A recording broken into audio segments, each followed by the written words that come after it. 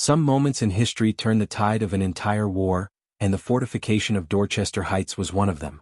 This daring and strategic move by George Washington and the Continental Army forced the British to evacuate Boston, marking a major victory in the early days of the American Revolution. But how did the Patriots pull off this incredible feat? In this video we'll explore the bold plan, the overnight transformation of Dorchester Heights, and how it helped shape the Revolutionary War. Chapter 1. The Siege of Boston. In 1775, following the battles of Lexington and Concord, the Continental Army, led by George Washington, surrounded Boston in an attempt to drive out the British forces under General William Howe. The Patriots had the manpower, but they lacked the firepower needed to force a British retreat. 4 months, both sides remained locked in a standoff, with the British controlling the city and the Americans holding the high ground around it. However, the breakthrough came in early 1776 with the arrival of artillery from Fort Ticonderoga, thanks to the legendary Knox expedition, led by Henry Knox. Chapter 2. Washington's Bold Plan. With the newly acquired cannons in hand, Washington devised a plan to seize Dorchester Heights, a set of hills overlooking Boston Harbor. If the Patriots could fortify these heights, they could bombard British ships and forces in the city, making their position untenable. But there was a major challenge. The British were watching closely, and any attempt to seize the high ground would likely lead to battle.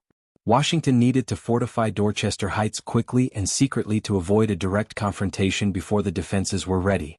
Chapter 3. The Overnight Transformation. On the night of March 4, 1776, Washington put his plan into motion.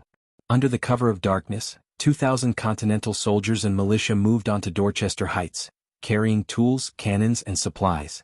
They used pre-made fortifications, wooden defenses, and barrels of earth to speed up the construction process. Thousands of men worked through the night, and by morning, the British woke up to find fully fortified defenses, armed with heavy artillery, towering over Boston. Chapter 4. The British Response and the Evacuation of Boston. General Howe and his officers were shocked.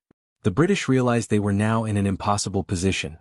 If they attacked Dorchester Heights, they would suffer devastating losses like at Bunker Hill.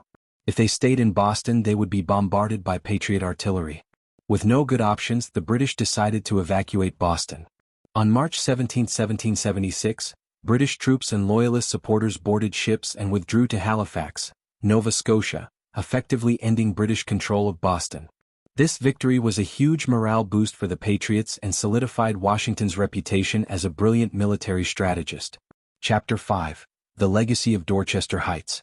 The fortification of Dorchester Heights was a turning point in the American Revolution. It showed that the Continental Army, though outmatched in traditional battle, could outthink and outmaneuver the British with clever strategy and determination. It also marked the first major victory of Washington's leadership, proving that he had the ability to outwit the world's most powerful military. The success at Dorchester Heights paved the way for future victories, eventually leading to American independence. Conclusion. The overnight fortification of Dorchester Heights was a masterpiece of strategy, engineering, and determination. It forced the British out of Boston and proved that the Continental Army was a force to be reckoned with. If you enjoyed this deep dive into the fortification of Dorchester Heights, don't forget to like, subscribe, and hit the notification bell for more historical content. Let us know in the comments, what do you think was the most impressive part of Washington's plan?